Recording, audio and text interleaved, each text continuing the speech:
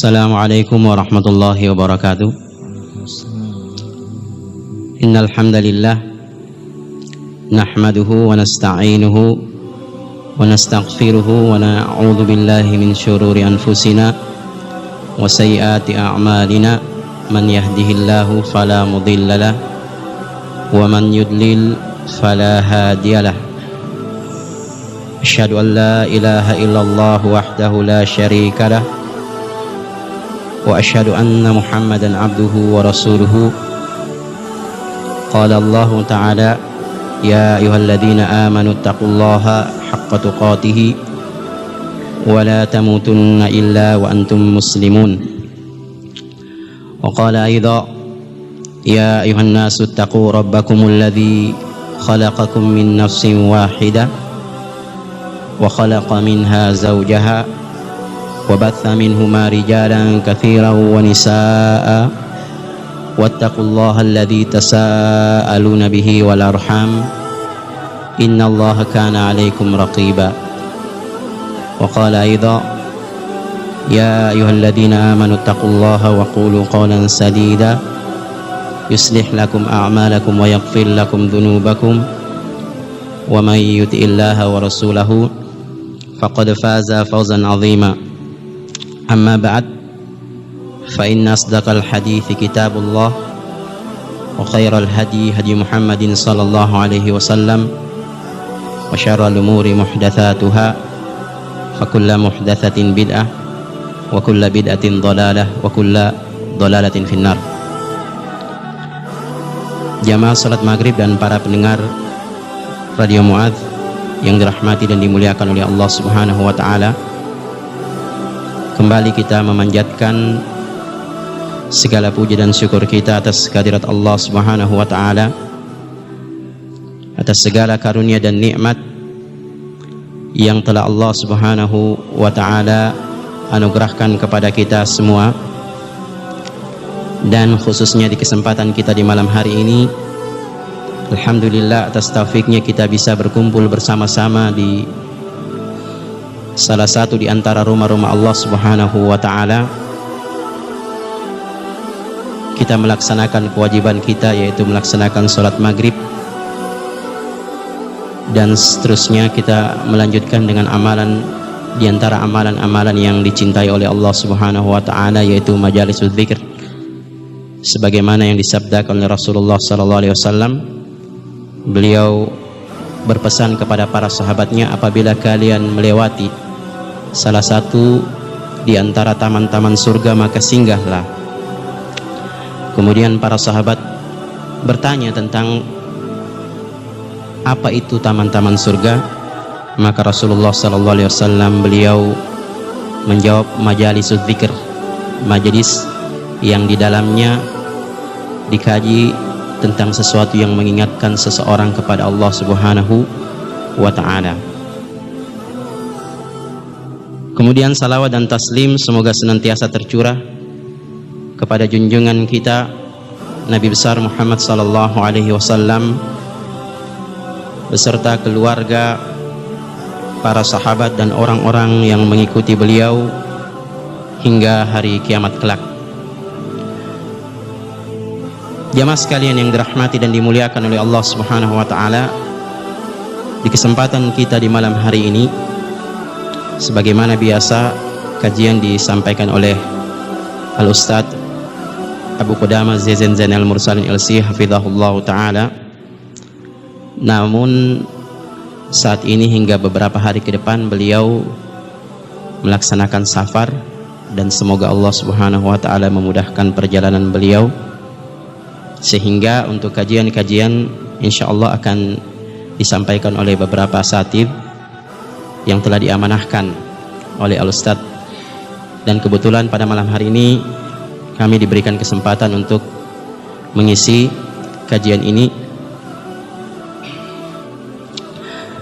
meskipun kita tidak akan membawakan tentang kajian dalam pembahasan mukhtasar Zadul Ma'ad, akan tetapi mudah-mudahan apa yang kami sampaikan ini memberikan tadzkirah bagi kita sekalian, mengingatkan kita sekalian akan betapa banyak nikmat yang telah Allah Subhanahu wa taala anugerahkan kepada kita sekalian.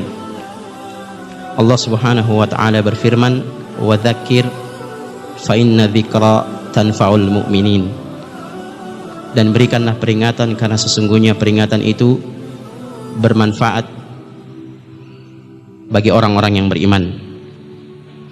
Allah Subhanahu wa taala juga menyebutkan perkataan nabinya kepada kaumnya tatkala mereka mengingkari dakwah.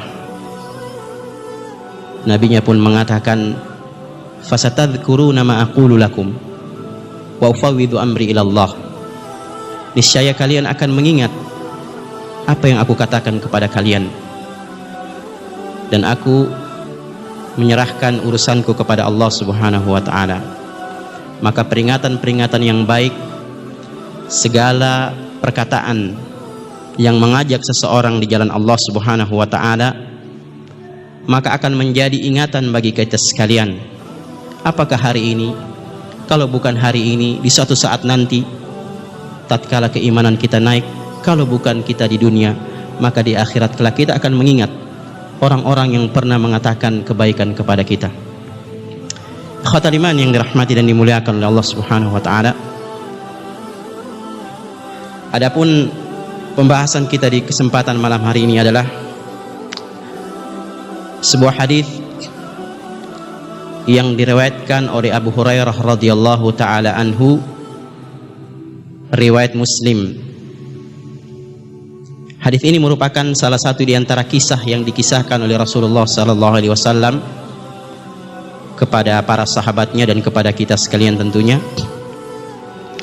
agar kita bisa mengambil ibrah dan pelajaran darinya untuk kehidupan kita sekalian.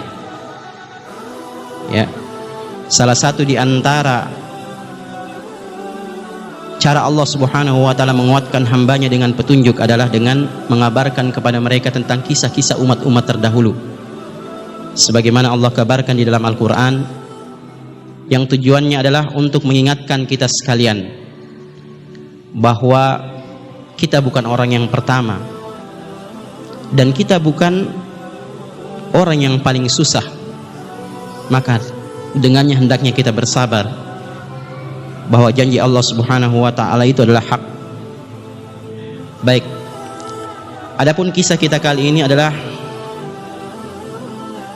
tentang 3 orang dari kalangan Bani Israel yang pernah diceritakan oleh Rasulullah sallallahu alaihi wasallam.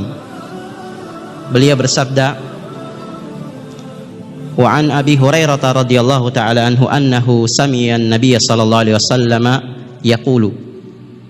Dari Abu Hurairah radhiyallahu taala anhu bahwasanya beliau mendengarkan Nabi sallallahu alaihi wasallam berkata, "Inna thalathatan fi Bani Israila abrasa wa aqra'a wa a'ma."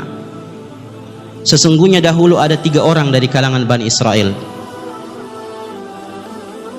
Abrasa, ada orang yang kulitnya cacat, ya. Abrasa ini mungkin seperti penyakit lepra, ya.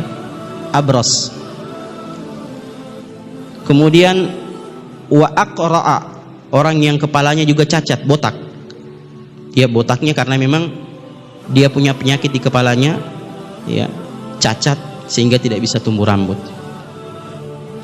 Kemudian wa'a'ma, dan orang yang buta. Kemudian Rasulullah sallallahu alaihi wasallam melanjutkan, fa'aradallahu an yabtaliyahum faba'atha ilaihim malaka. Maka Allah Subhanahu wa taala hendak menguji mereka ini, ya. Allah Subhanahu wa taala hendak menguji mereka, maka Allah Subhanahu wa taala mengirimkan kepada mereka seorang malaikat.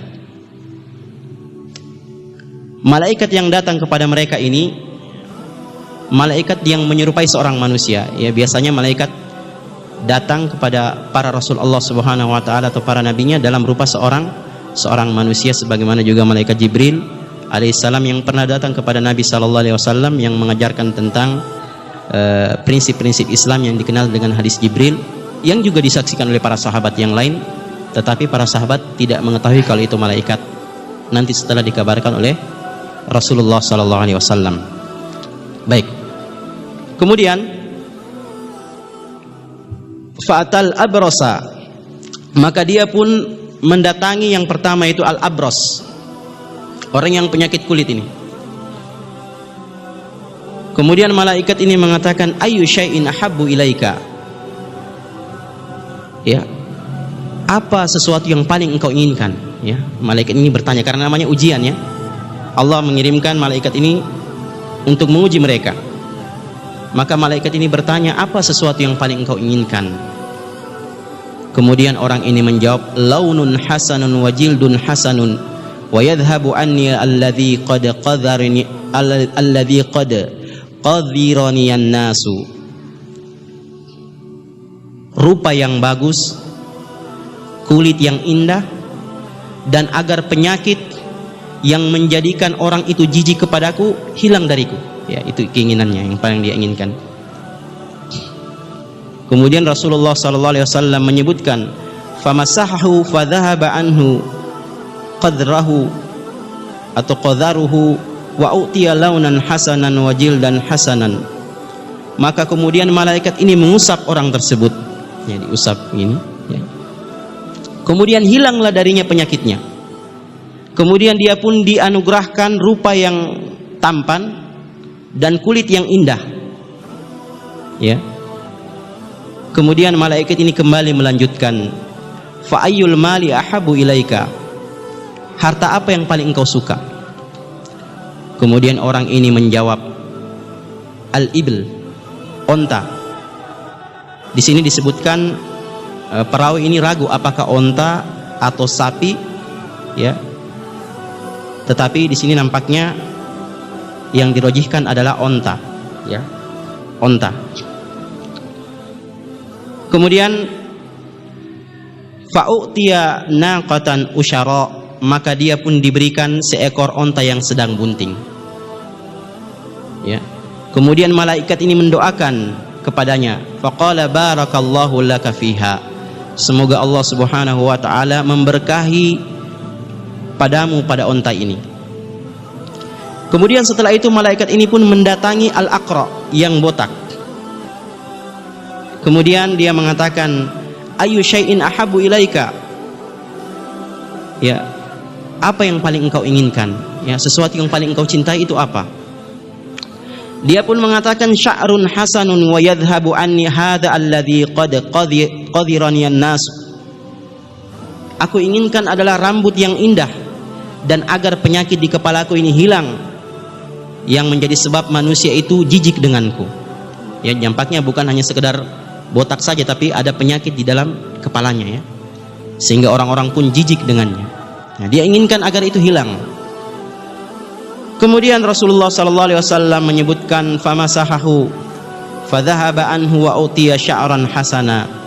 Maka malaikat ini pun mengusapnya, maka dia pun diberikan rambut yang indah dan penyakit di kepalanya itu hilang.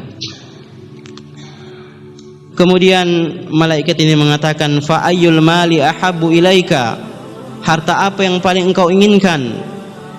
Dia mengatakan al-baqar, sapi. Maka dia pun diberikan seekor sapi yang sedang bunting.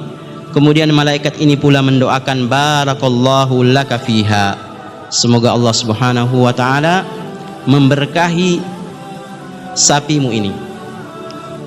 Kemudian Rasulullah sallallahu alaihi wasallam menyebutkan, fa'atal a'ma, maka malaikat ini kembali mendatangi orang yang buta. Kemudian dia mengatakan, ayyu syai'in ahabbu ilaika, harta apakah yang paling engkau cintai? Ya. Coba kita lihat jawaban orang yang buta ini, bedanya dengan jawaban dua temannya pertama tadi. Beliau mengatakan, an yaruddallahu ilayya basari fa ubsira bihin nasa. Aku inginkan adalah agar Allah Subhanahu wa taala mengembalikan penglihatanku sehingga aku pun dapat melihat manusia. Ya, orang buta ini ketika dia menyebutkan tentang keinginannya, dia tidak melupakan Allah Subhanahu wa taala. Dia mengatakan, yang aku inginkan adalah agar Allah Subhanahu wa taala mengembalikan penglihatanku. Tetapi kedua orang yang pertama tadi, ya, mereka hanya menyebutkan keinginannya, tetapi mereka tidak menyebutkan bahwasanya aku menginginkan agar Allah Subhanahu wa taala menghilangkan penyakit ini dariku. Ya. Kemudian orang atau malaikat ini pun mengusap orang tersebut sehingga Allah Subhanahu wa taala mengembalikan penglihatannya. Kemudian malaikat ini pula bertanya, "Fa ayyul mali ahabbu ilaika?" Harta apa yang paling engkau cintai? Dia pun mengatakan al-ghanam, ya, domba atau kambing. Fa'utiya syatan walidan, maka dia pun diberikan seekor domba yang hamil, ya. Kemudian masa berlalu, ya, maka berkembang biaklah harta mereka.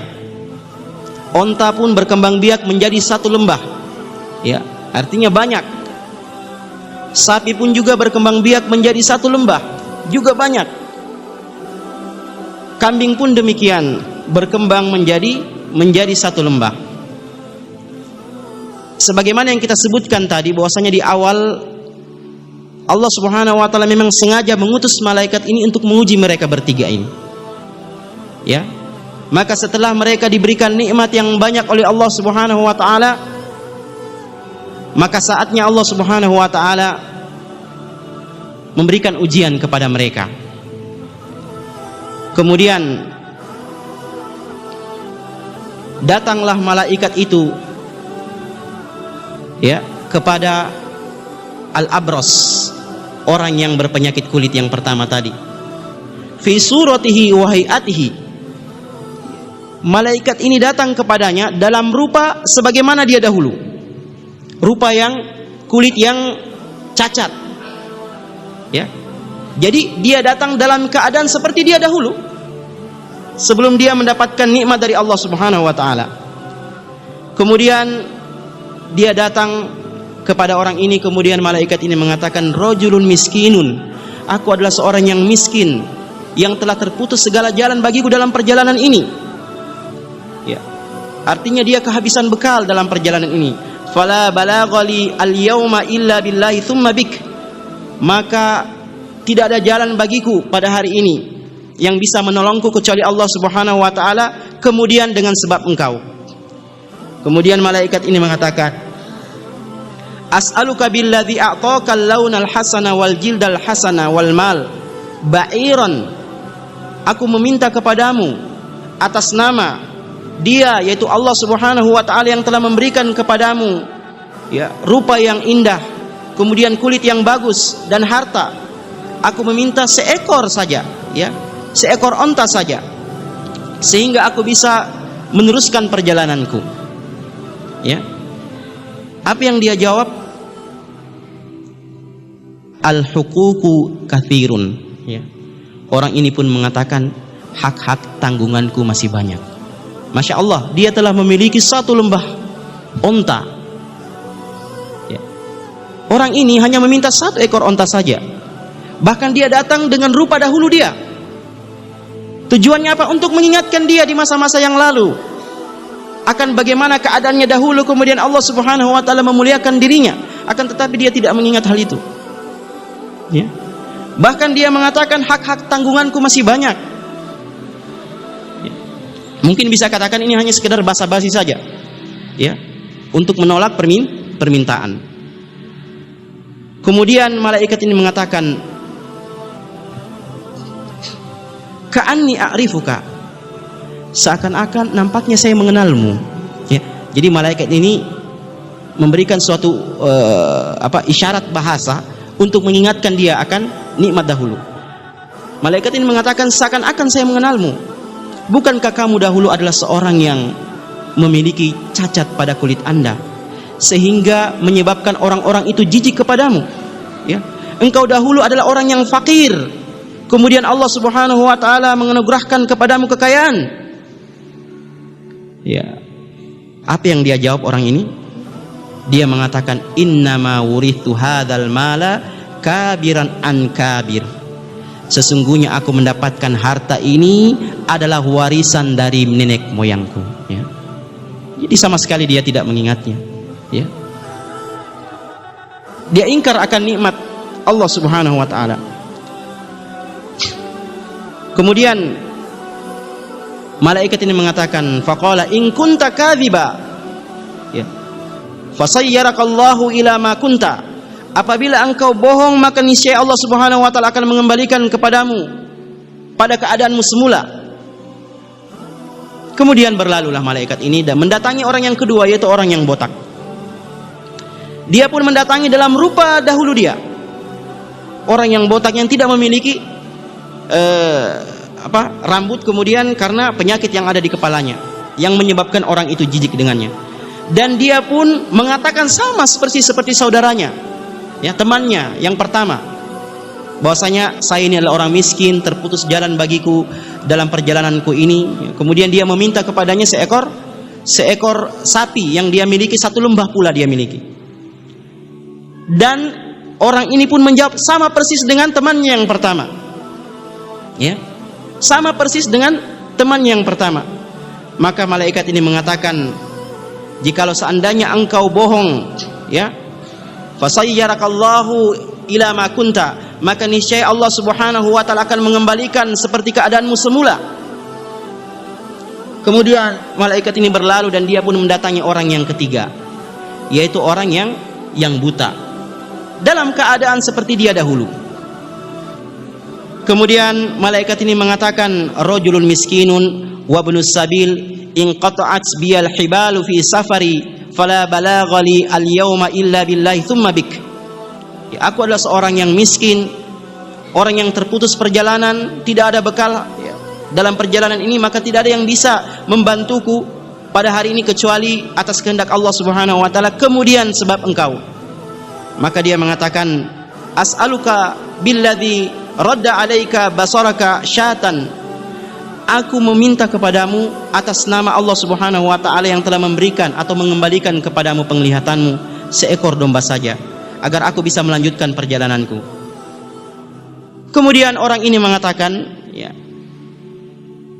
dia adalah orang yang tidak melupakan Allah Subhanahu wa taala. Dia mengatakan, qad kuntu a'ma faraddallahu ilayya basari fakhudh ma syi'ta wa da' ma syi'ta fa wallahi la ajhaduka al-yawm syai'an akhadtahu Allah atau akhadtahu Allah. Dia mengatakan, dahulu aku adalah seorang buta, kemudian Allah Subhanahu wa taala mengembalikan penglihatanku. Maka ambillah apa yang kamu suka dan tinggalkan apa yang kamu suka. Demi Allah Subhanahu wa taala, aku tidak akan menghalangi engkau pada hari ini dengan sesuatu yang telah Allah Subhanahu wa taala ambil dariku. Maka kemudian malaikat ini mengatakan, amsik malak, tahanlah hartamu, ya. Fa innama tulibtum, sesungguhnya kalian ini sedang diuji oleh Allah Subhanahu wa taala, dan sungguhnya Allah Subhanahu wa taala ridho terhadap engkau, dan Allah Subhanahu wa taala murka terhadap kedua orang yang pertama tadi. Hadis ini diriwayatkan oleh Imam Muslim. Ikhwatal iman yang dirahmati dan dimuliakan oleh Allah Subhanahu wa taala, hadis ini memberikan banyak sekali faedah dan pelajaran kepada kita sekalian, antara tentang syukur nikmat Allah Subhanahu wa taala. Yang pertama, bahwasanya Allah Subhanahu wa taala menguji hambanya, siapa yang Allah kehendaki dan dengan apa yang Allah Subhanahu wa taala kehendaki, Allah uji mereka. Terkadang Allah Subhanahu wa taala menguji dengan kesempitan untuk melihat sejauh mana kesabaran seseorang. Allah Subhanahu wa taala berfirman, "Wala nabluwannakum hatta na'lamal mujahidin minkum was-sabirin." Dan kami benar-benar akan menguji kalian hingga kami benar-benar mengetahui siapa di antara kalian orang-orang yang sabar dan siapa di antara kalian orang-orang yang bersungguh-sungguh. Ya. Terkadang Allah Subhanahu wa taala juga menguji dengan kenikmatan, ya. Jadi jangan disangka bahwasanya ujian itu hanya dalam bentuk musibah, kesempitan hidup, kekurangan harta, makanan, jiwa. Tetapi terkadang justru ujian yang jauh lebih berat adalah ujian kenikmatan yang Allah Subhanahu wa taala uji bagi seseorang untuk melihat apakah seseorang itu bisa bersyukur dengan nikmat yang Allah Subhanahu wa taala anugerahkan kepada mereka. Oleh karena itu Nuh alaihissalam beliau mendapatkan keutamaan dan fadilah dari Allah Subhanahu wa taala. Beliau mengatakan sesungguhnya ini adalah karunia dari Tuhanku untuk melihat apakah aku bersyukur ataukah aku kufur akan nikmat Rabbku. Jemaah sekalian yang dirahmati dan dimuliakan oleh Allah Subhanahu wa taala, seorang yang beriman senantiasa berada dalam dua keadaan ini. Apakah dalam kesempitan hidup yang menghimpit dirinya, yang menuntut dia untuk bersabar, ataukah pada kenikmatan yang justru mengharuskan dia untuk senantiasa bersyukur kepada Allah Subhanahu wa taala. Maka Rasulullah sallallahu alaihi wasallam beliau menyebutkan, sungguh mengherankan perkara seorang mukmin dan tidak akan didapatkan kecuali kepada orang yang beriman, kata Rasulullah. Apabila mereka mendapatkan kesempitan, diuji, maka mereka sabar, maka itu baik bagi mereka. Apabila mereka mendapatkan kenikmatan, maka mereka bersyukur dan itu baik bagi mereka. Seorang mukmin hendaknya berada di antara dua keadaan ini, yaitu bersabar ketika mendapatkan musibah dan bersyukur ketika mendapatkan kenikmatan dari Allah Subhanahu wa taala. Kemudian jemaah sekalian yang dirahmati dan dimuliakan oleh Allah, hadis ini juga memberikan pelajaran kepada kita bahwasanya di antara tabiat manusia, kecuali orang-orang yang dirahmati dan dimuliakan oleh Allah Subhanahu wa taala, adalah kufur atau ingkar, ya. Kufur nikmat bukan berarti kafir, ya. Maksudnya mengingkari akan nikmat Allah Subhanahu wa taala. Ya. Ini di antara tabiat manusia, kebanyakan di antara manusia. Allah Subhanahu wa taala berfirman, ya.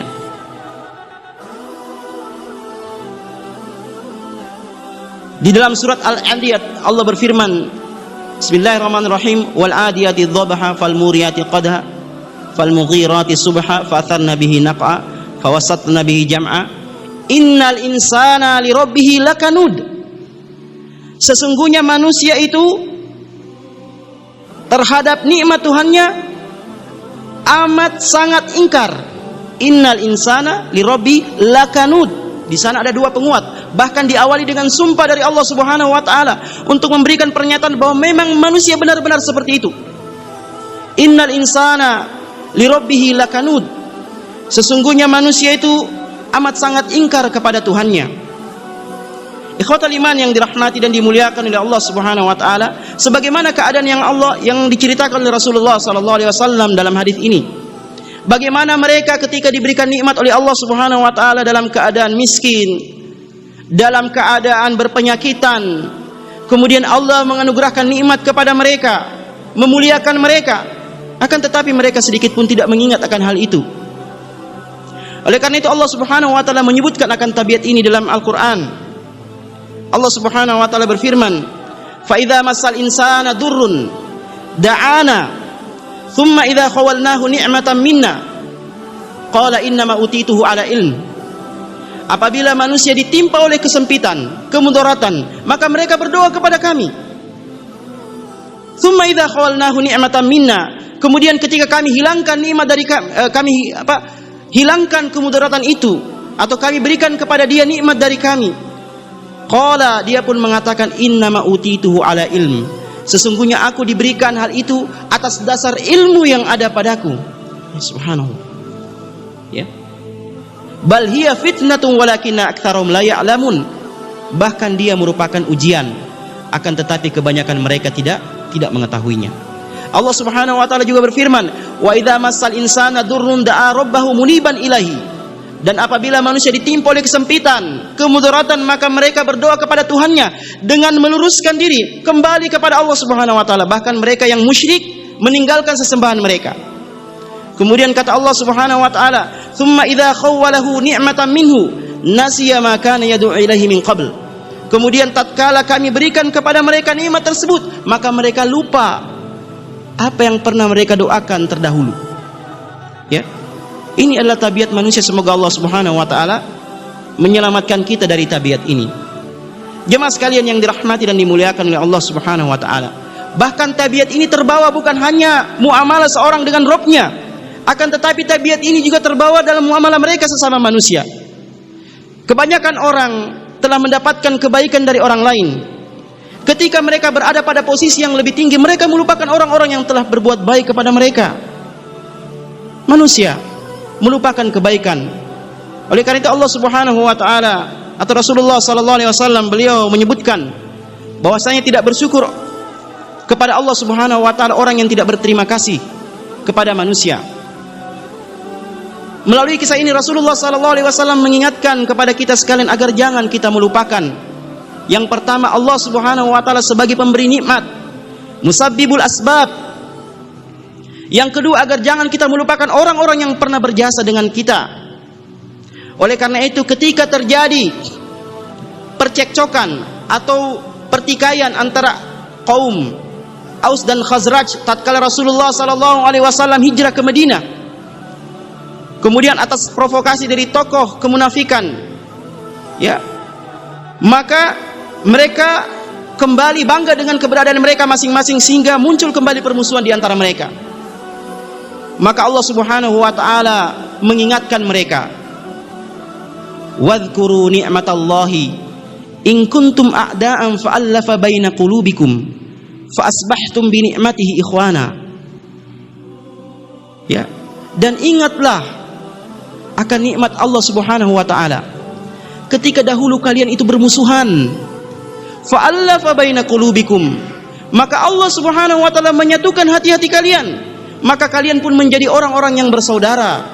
Allah mengingatkan mereka akan dahulu ketika mereka berada di tepi jurang neraka, kemudian Allah menyelamatkan mereka dengan persaudaraan Islam. Orang-orang yang hari ini bermusuhan, yang tadinya adalah mereka bersaudara, hanya karena mungkin saudaranya mendapatkan ilmu yang lain, kemudian dia melupakan nikmat orang-orang yang pernah berjasa kepadanya.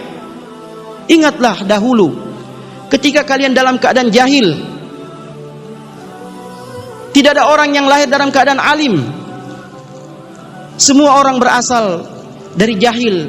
Kalau bukan karena Allah Subhanahu wa taala yang memberikan karunia, kemudian melalui sebab orang-orang yang memberikan jasa kepada kita melalui ilmu yang sahih ini, maka kita tidak akan pernah mengenal kebaikan. Oleh karena itu, Rasulullah sallallahu alaihi wasallam melalui hadis ini mengingatkan kepada kita agar rajin-rajin kita mengingat akan nikmat-nikmat Allah Subhanahu wa taala. Orang yang buta ini, beliau terhindar dari sifat ini karena memang beliau senantiasa mengingat akan nikmat tersebut. Tatkala ya beliau mendapatkan nikmat, beliau tidak melupakan keadaan beliau yang dahulu. Ya. Ini dia jemaah sekalian yang dirahmati dan dimuliakan oleh Allah Subhanahu wa taala. Kemudian Allah berfirman, "Wa innahu ala dzalika lasyahid." Sesungguhnya mereka itu menyaksikan akan hal tersebut. Artinya mereka menyaksikan akan keingkaran diri mereka. Maksudnya bahwasanya mereka itu mengetahui bahwa mereka itu mengingkari akan nikmat Allah Subhanahu wa taala. Ketika manusia mengingkari nikmat Allah Subhanahu wa taala, maka sesungguhnya dia mengingkari hatinya. Karena hatinya menyaksikan akan hal tersebut. Jemaah sekalian yang dirahmati dan dimuliakan oleh Allah Subhanahu wa taala. Kemudian hadis ini memberikan pelajaran betapa harta ini bisa merubah pola hidup seseorang. Harta ini sangat berbahaya. Dia bisa merubah pola hidup dan cara orang berpikir. Ya. Sebagaimana yang terjadi pada orang ini. Bagaimana mereka bisa melupakan jasa-jasa orang dengan begitu cepatnya. Demikianlah harta sangat berbahaya. Oleh karena itu Rasulullah SAW dari sebuah hadis yang diriwayatkan oleh Hakim Ibn Hizam, ketika Hakim Ibn Hizam meminta sesuatu kepada Rasulullah, kemudian Rasulullah memberikan. Dia meminta lagi, Rasulullah memberikan. Sampai ketiga kali Rasulullah SAW memberikan. Kemudian Rasulullah SAW berwasiat kepadanya, "Ya Hakim, wahai Hakim, inna hadzal mal, sesungguhnya harta ini lezat dan manis. Ya. Faman akhadahu bi thayyibi nafsihi burika lahu fih." Maka barang siapa yang mengambilnya dengan kebaikan jiwanya, maka akan diberkahi padanya hartanya. Kemudian kata Rasulullah sallallahu alaihi wasallam, "Wa ma akhadahu bi israf atau bi israfi nafsihi lam yubarik lahu fih." Barang siapa yang mengambilnya dengan jiwa yang melampaui batas, maka dia tidak akan diberkahi. Wa kana kalladzi ya'kul wa la yashba'. Maka keadaannya ini seperti orang yang makan tapi tidak pernah kenyang. Orang makan tapi tidak pernah kenyang. Bagaimana rasanya itu jemaah sekalian? Ya. Orang-orang yang melakukan korupsi, ya, maaf, menzalimi hak-hak orang lain, umumnya adalah orang-orang yang kaya. Tapi demikianlah penyakit yang berada di dalam hati mereka, karena mereka mengambil harta tersebut dengan jiwa yang melampaui batas. Maka Allah Subhanahu wa taala, ya, lemparkan ke dalam hati mereka penyakit, yaitu makan tapi tidak pernah kenyang, punya harta tapi tidak pernah puas, senantiasa dibayang-bayangi oleh kemiskinan di antara kedua matanya. Ya. Rasulullah sallallahu alaihi wasallam beliau bersabda, "Man kanatid dunya hammah," barang siapa yang dunia ini adalah obsesinya, ja'alallahu faqrahu baina ainaihi, maka Allah Subhanahu wa taala akan menjadikan kefakiran akan berada di antara kedua matanya. Kaya tapi tidak pernah merasa kaya. Ikhwatul iman yang dirahmati dan dimuliakan oleh Allah Subhanahu wa taala, demikianlah tabiat harta. Oleh karena itu Allah Subhanahu wa taala berfirman, "Wa innahu lihubbil khairi lasyadid," dan sesungguhnya manusia itu amat sangat mencintai harta ini. Amat sangat mencintai yang namanya harta ini. Oleh karena tabiat manusia seperti ini, maka pembagian harta dalam syariat Islam langsung diambil alih oleh Allah Subhanahu wa taala. Pembagian zakat, Allah sendiri yang menentukan bagiannya. Pembagian harta rampasan perang, Allah Subhanahu wa taala sendiri pula yang menentukannya. Pembagian warisan, Allah sendiri pula yang menentukannya. Karena apa? Karena memang dalam masalah harta manusia sangat lemah. Ya.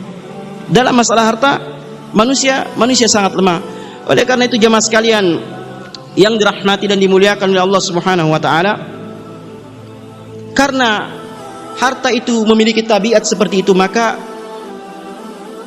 Rasulullah sallallahu alaihi wasallam mengingatkan kepada kita untuk menyikapinya dengan ilmu, agar tidak termasuk ke dalam orang-orang yang silau dengan harta sehingga melupakan akhirat, ya, melupakan hak-haknya. Rasulullah sallallahu alaihi wasallam beliau bersabda, dunia ini milik 4 orang. Yang pertama adalah seseorang yang diberikan oleh Allah Subhanahu wa taala harta dan ilmu. Maka dengan ilmu yang dia miliki atau dengan harta yang dia miliki didasari dengan ilmu, dia pun menginfakkan hartanya di jalan Allah Subhanahu wa taala. Dan ini golongan yang paling baik. Kemudian yang kedua kata Rasulullah sallallahu alaihi wasallam, orang yang diberikan ilmu tapi Allah tidak berikan harta. Maka dengan ilmu yang mereka miliki, mereka berangan-angan kalau seandainya mereka memiliki harta, niscaya dia akan seperti orang yang pertama tadi. Dia akan menginfakkan hartanya di jalan Allah Subhanahu wa taala dan kebaikan. Kemudian yang ketiga kata Rasulullah sallallahu alaihi wasallam, orang yang Allah Subhanahu wa taala anugerahkan kepadanya ilmu, atau orang yang Allah Subhanahu wa taala anugerahkan kepadanya harta tetapi Allah tidak anugerahkan kepadanya ilmu, maka harta yang dia miliki dihabiskan di jalan maksiat, waliyadzubillah. Dan ini golongan yang paling buruk. Dan golongan yang paling celaka adalah golongan yang terakhir. Kata Rasulullah sallallahu alaihi wasallam, orang yang Allah Subhanahu wa taala tidak anugerahkan harta kepadanya juga tidak ilmu. Tidak ada hartanya, tidak ada ilmunya. Maka dia berangan-angan, kalau seandainya saya punya harta, saya seperti golongan yang ketiga. Saya akan habiskan di jalan maksiat. Ya, waliyadzubillah. Jemaah sekalian, kita semua memiliki harta yang terbatas di sini. Tetapi walaupun kita tidak memiliki harta, hendaknya kita memiliki ilmu agar kita senantiasa berada dalam keberuntungan. Ya. Hadis ini menjelaskan kepada kita bagaimana harta ini memang bisa mengubah pola seseorang. Oleh karena itu Rasulullah sallallahu alaihi wasallam beliau menyebutkan, tidaklah 2 seekor serigala yang dilepas kepada seekor kambing, ya, yang sedang lapar. Maksudnya tidaklah 2 seekor serigala yang sedang lapar yang dilepas kepada seekor kambing lebih berbahaya, lebih rusak daripada seseorang yang memiliki ambisi terhadap harta dan kekuasaan, ya, daripada seseorang yang ambisi terhadap harta dan kekuasaan. Kemudian jamaah sekalian yang dirahmati dan dimuliakan oleh Allah Subhanahu wa taala, hadis ini juga memberikan pelajaran kepada kita sekalian tentang keutamaan syukur. Bersyukur akan nikmat Allah Subhanahu wa taala yang Allah Subhanahu wa taala anugerahkan kepada kita. Karena tidak ada nikmat melainkan itu berasal dari Allah Subhanahu wa taala. Kalau seandainya Allah Subhanahu wa taala pun tidak mengabarkan kepada kita tentang sifat-sifat yang lain selain dari Allah Subhanahu wa taala mengabarkan kita bahwasanya Dia adalah Al-Khaliq yang Maha Pencipta, itu sudah cukup bagi kita untuk mengakui bahwasanya seluruh apa yang ada ini merupakan ciptaan Allah dan nikmat dari Allah Subhanahu wa taala. Jemaah sekalian yang dirahmati dan dimuliakan oleh Allah Subhanahu wa taala, syukur ini memiliki keutamaan. Oleh karena itu, dengan bersyukur ini akan mengekalkan, ya, memberikan keberkahan pada harta yang dimiliki seseorang. Sedangkan sebaliknya, seseorang yang kufur akan nikmat Allah Subhanahu wa taala, maka Allah Subhanahu wa taala akan mencabut nikmat tersebut. Kalaupun hartanya masih tersisa, masih banyak, ya, mungkin berkembang, maka itu bukanlah harta yang berberkah, tetapi itu adalah istidraj. Sebagaimana firman Allah Subhanahu wa taala, maka tatkala mereka melupakan peringatan dari kami bukakan kepada mereka pintu-pintu dunia. Hingga kemudian ketika mereka, ya, terlarut dalam hal itu, ya, maka kami siksa mereka. Rasulullah sallallahu alaihi wasallam beliau bersabda, "Fa wallahi, demi Allah Subhanahu wa taala, mal faqra akhsha alaikum, atau ma akhsha alaikumul faqra, bukan kemiskinan yang aku paling khawatirkan terhadap kalian. Walakin akhsha alaikum antubsata lakumud dunya, akan tetapi yang paling aku khawatirkan menimpa kalian adalah dibukakan bagi kalian pintu-pintu dunia. Kama tubsata man kana qablakum, atau kama busitat man kana qablakum, sebagaimana dibukakan bagi orang-orang sebelum kalian. Ya. Fatanafasuha kama tanafasuha, maka kalian pun berlomba-lomba sebagaimana mereka berlomba-lomba. Kemudian dunia pun akan membinasakan kalian sebagaimana membinasakan orang-orang sebelum kalian." Khotal iman yang dirahmati dan dimuliakan oleh Allah, maka dengan bersyukur akan senantiasa memberikan keberkahan pada diri kita sendiri. Dan tentunya bersyukur itu adalah dengan meyakini bahwasanya nikmat yang didapatkan oleh seseorang itu merupakan hasil dari karunia Allah Subhanahu wa taala. Kemudian yang kedua, dia senantiasa menampakkan nikmat yang telah Allah Subhanahu wa taala berikan kepada dirinya. Yang ketiga adalah dia beramal, melaksanakan amal soleh. Allah Subhanahu wa taala berfirman, "I'malu ala Dawud syukra wa qalilu min ibadiyas syakur." Beramallah kalian wahai keluarga Daud syukra, sebagai rasa syukur kalian kepada Allah Subhanahu wa taala, dan amat sedikitlah di antara hamba-hamba kami yang bersyukur kepada Allah Subhanahu wa taala. Kemudian jamaah sekalian yang dirahmati dan dimuliakan oleh Allah, selanjutnya pelajaran dari hadis ini, hendaknya kita meyakini dan merasa bahwasanya setiap apa yang kita dapatkan itu adalah anugerah dari Allah Subhanahu wa taala, bukan hak kita. Ya. Karena sebagian orang terkadang mereka merasa bahwasanya apa yang mereka dapatkan itu memang karena mereka pantas mendapatkan, disebabkan usaha yang telah mereka lakukan. Hendaknya seorang muslim tidak berpikir demikian. Ya. Oleh karena itu, orang yang selain orang buta tadi, ketika diminta harta mereka, mereka mengatakan ini sudah merupakan hak kami. Ya. Kami diberikan itu sebagai warisan dari kami. Allah Subhanahu wa taala berfirman, "Qala innama utituhu ala ilm." Dia pun mengatakan sesungguhnya aku diberikan atas dasar ilmu yang ada padaku. Hendaknya kita, meskipun kita telah berusaha dan kita mendapatkan, tetapi hendaknya kita selalu meyakini bahwasanya ini merupakan karunia dari Allah Subhanahu wa taala. Agar ketika Allah Subhanahu wa taala menguji kita dengan mencabutnya dari kita, kita pun ikhlas dan memahami, kemudian kita pun menyatakan innalillahi wa inna ilaihi rajiun. Sesungguhnya segala sesuatu itu adalah dari Allah Subhanahu wa taala dan akan kembali kepada Allah Subhanahu wa taala. Oleh karena itulah Rasulullah sallallahu alaihi wasallam beliau bersabda, tidak seorang pun di antara kalian yang masuk surga karena amalannya. Rasulullah pun ditanya, tidak juga engkau wahai Rasul? Tidak juga aku, kecuali kalau Allah Subhanahu wa taala mengaruniakan aku dengan rahmatnya. Apa maknanya? Maknanya bukan berarti kita beramal tidak dinilai oleh Allah Subhanahu wa taala, bukan. Tetapi maknanya bahwasanya amalan kita itu, ya, kita tidak hanya bergantung dengan amalan kita untuk memasukkan kita ke dalam surga, karena nikmat yang Allah Subhanahu wa taala anugerahkan kita tidak akan pernah sebanding dengan amalan seorang hamba. Hanya karena rahmat Allah Subhanahu wa taala maka kita masuk ke dalam surga Allah Subhanahu wa taala. Oleh karena itu Rasulullah sallallahu alaihi wasallam beliau menceritakan tentang kisah seorang dahulu yang senantiasa beribadah kepada Allah Subhanahu wa taala di gunung. Lewat malaikat dia sedang sujud, kemudian balik malaikat dia pun sedang dalam keadaan ibadah, hingga dia dimatikan atau hingga dia minta dimatikan dalam keadaan sujud. Kemudian ketika dia mati, dibangkitkan, kemudian dikatakan kepadanya, masukkan hambaku ini ke dalam surgaku karena rahmatku. Dia mengatakan, tidak ya Allah, karena amalanku.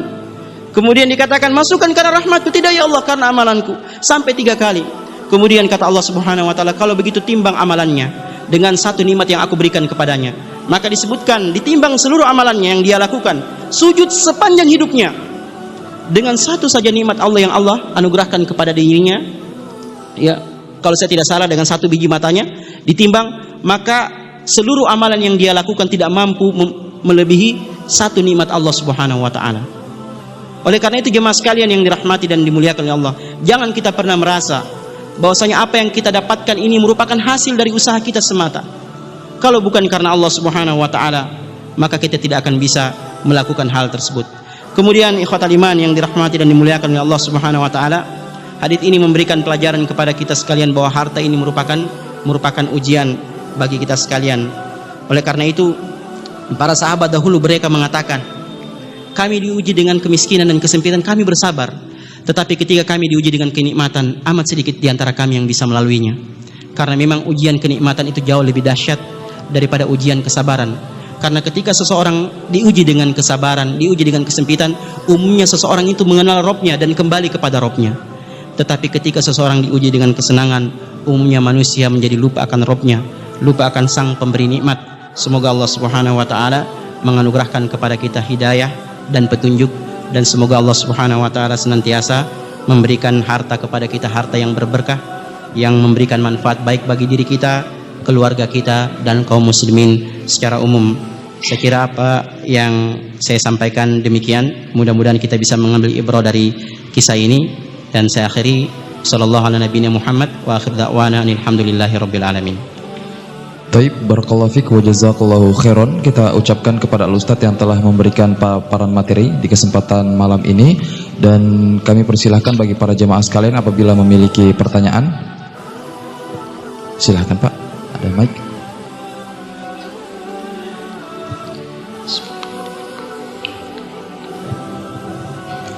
Alhamdulillahirrahmanirrahim. Terima kasih Pak Ustaz. Rasanya pertanyaan saya ini sudah lama dalam hati saya, dan baru kesempatan ini mungkin bisa nyambung, karena ini menyangkut masalah cobaan dunia yang berupa harta, yang kalau saya tidak salah para sholihin menyebutnya sebagai fitnah dunia. Begini Pak Ustaz, tadi menarik sekali apa yang Pak Ustaz lansir dari hadis Bukhari yang menjadi cerita Rasulullah tentang kaum yang terdahulu. Artinya sebelum risalah Islam itu dibawakan oleh Nabi sudah ada seperti itu. Tapi tidak jauh-jauh sebenarnya di zaman Rasulullah sendiri ada seorang sahabat bernama Salabah, kalau saya tidak salah, itu juga ceritanya kurang lebih seperti itu sebenarnya, mengenai ujian nikmat dunia itu. Nah, persoalannya kita hidup sekarang 1000 sekian ratus tahun setelah Nabi. Salabah saja bisa tergelincir. Persoalannya pola hidup duniawi. Kita dalam Islam memang diajarkan menuntut dunia itu semaksimal mungkin.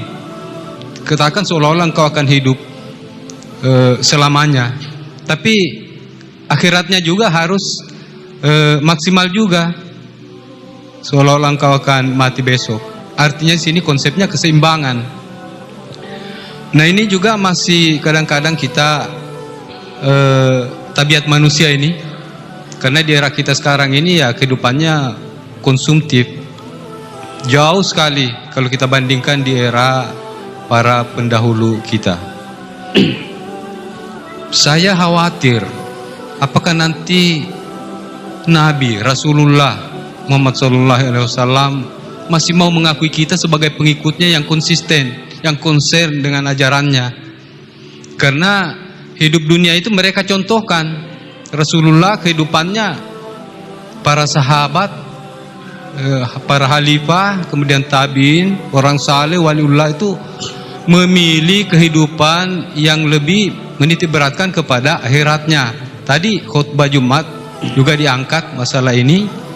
Kalau saya tidak salah cerita Gubernur Syam, Said bin Amr, orang yang menitik beratkan akhiratnya. Jadi kalau menurut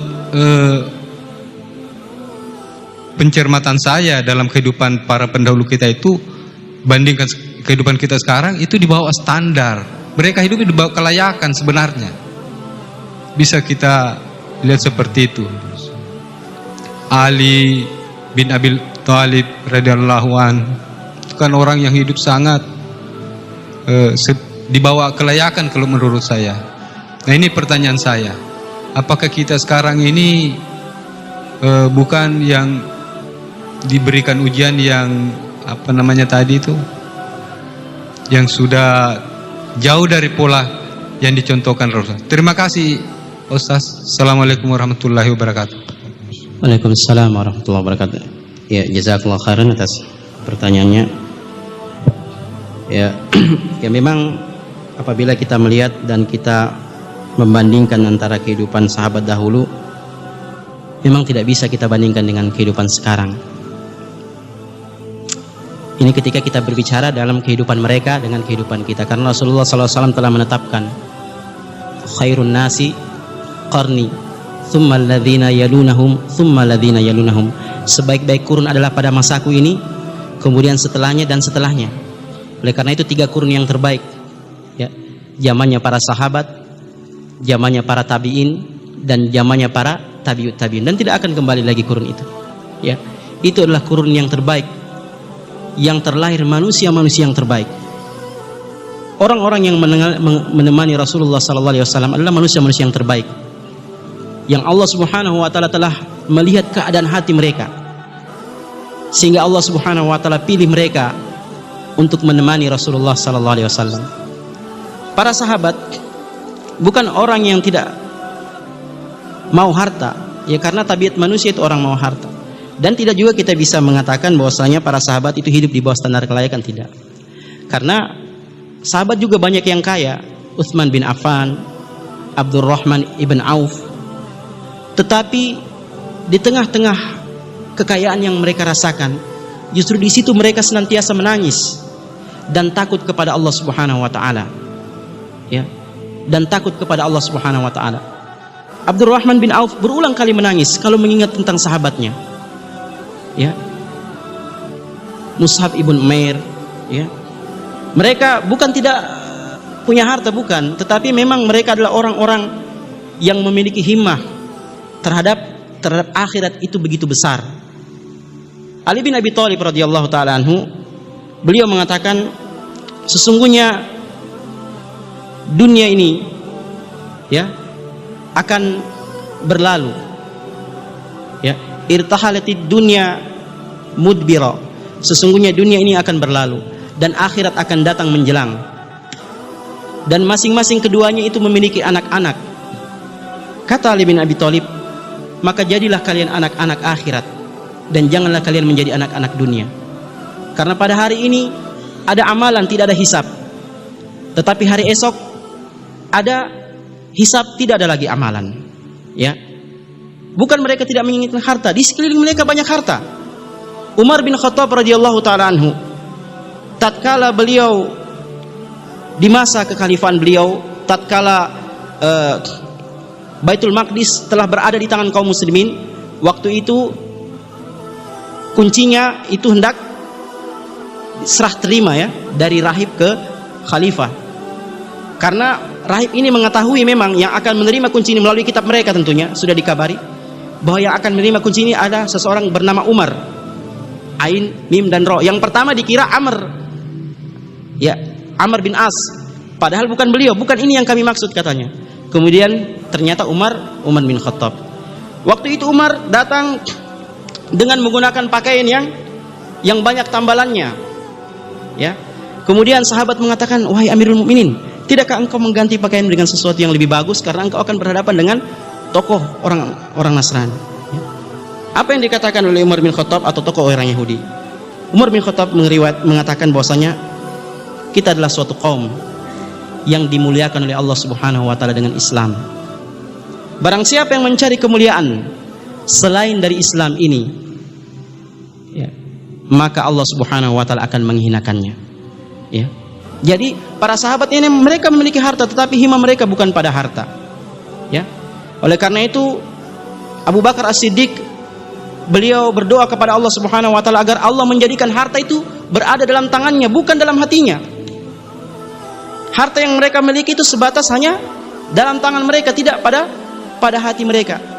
Tetapi inilah kurun yang terbaik, yang tidak akan kembali lagi kurun ini sampai akhir zaman. Ya. Tidak akan kembali lagi sosok Umar bin Khattab radhiyallahu taala anhu. Tidak akan kembali lagi sosok Ali bin Abi Thalib radhiyallahu taala anhu, karena mereka berada pada kurun yang terbaik. Tetapi yang tersisa bagi kita sekalian adalah pelajaran-pelajaran dari mereka. Yang tersisa dari kita adalah kecintaan kepada Rasulullah sallallahu alaihi wasallam dan para sahabatnya, dengan harapan bahwasanya mudah-mudahan kecintaan kita dengan amalan yang sangat sedikit ini akan mengantarkan kita kepada kedudukan seperti mereka. Rasulullah sallallahu alaihi wasallam pernah didatangi oleh salah seorang Arab Badui. Dia bertanya kepada Rasulullah sallallahu alaihi wasallam, "Mata sa'ah? Kapan hari kiamat?" Rasulullah tidak menjawab pertanyaannya. Kemudian Rasulullah hanya menjawab, "Apa yang engkau persiapkan ketika hari kiamat itu datang?" Dia mengatakan, "Tidak ada yang aku persiapkan kecuali kecintaan kepada Allah dan Rasulnya." Kemudian Rasulullah mengatakan, "Innaka man ahbabta." Sesungguhnya engkau akan bersama dengan siapa yang engkau cintai. Maka Anas bin Malik mengatakan, "Kami tidak pernah berbahagia melebihi kebahagiaan kami mendengarkan perkataan Rasulullah sallallahu alaihi wasallam, sesungguhnya engkau akan bersama dengan orang yang engkau cintai." Maka kata Anas bin Malik, "Aku mencintai Rasulullah, aku mencintai Abu Bakar, Umar, dengan harapan aku bisa bersama dengan mereka, meskipun aku tidak bisa beramal seperti amalan mereka." Ini Anas bin Malik yang mengatakan. Bagaimana dengan kita? Jadi tidak bisa dibandingkan antara kita dengan para sahabat. Ya, Rasulullah sallallahu alaihi wasallam beliau bersabda, "Jangan kalian hina sahabatku. Sesungguhnya, ya, keimanan kalian yang kalian miliki sebesar gunung itu tidak mampu menyamai keimanan sahabat walau hanya segenggam saja." Ya. Jadi tidak sama. Kita hanya mengatakan kita mengikuti jejak mereka. Kita berusaha untuk mengikuti apa yang ditinggalkan mereka. Tapi jangan pernah berpikir kita akan sama seperti mereka, karena sosok mereka adalah sosok yang dipilih oleh Allah Subhanahu wa taala. Mereka berada pada kurun yang terbaik. Ya. Yang Rasulullah sallallahu alaihi wasallam beliau menyebutkan, "Khairun nasi qarni, thumma ladzina yalunahum, thumma ladzina yalunahum." Sebaik-baik manusia adalah, ya, pada masaku ini, itu masa para sahabat, kemudian setelahnya tabi'in dan tabi'ut tabi'in. Tetapi tentu saja kita tidak berputus asa dari rahmat Allah Subhanahu wa taala. Ya. Kita tidak berputus asa dari rahmat Allah Subhanahu wa taala bahwasanya di akhirat kelak kita akan dihinakan oleh Allah Subhanahu wa taala. Karena sesungguhnya, ya, di setiap masa akan senantiasa ada orang-orang yang menegakkan kebenaran, ya. Ada orang-orang yang berpegang teguh. Rasulullah sallallahu alaihi wasallam beliau bersabda, "Aku meninggalkan kepada kalian dua perkara yang kalian tidak akan tersesat, yaitu kitab Allah Subhanahu wa taala dan sunnah Rasulullah sallallahu alaihi wasallam." Jadi yang kita lakukan ini hanya beramal seperti mereka, tapi kita tidak seperti mereka, ya. Kita tidak bisa seperti Abu Bakar As-Siddiq. Kita tidak bisa seperti Umar bin Khattab radhiyallahu taala anhu. Mereka adalah orang-orang yang terbaik yang Allah Subhanahu wa taala pilih, dan tidak kembali lagi orang seperti mereka. Ya, tidak kembali lagi orang-orang seperti mereka. Wallahu taala alam bisawab.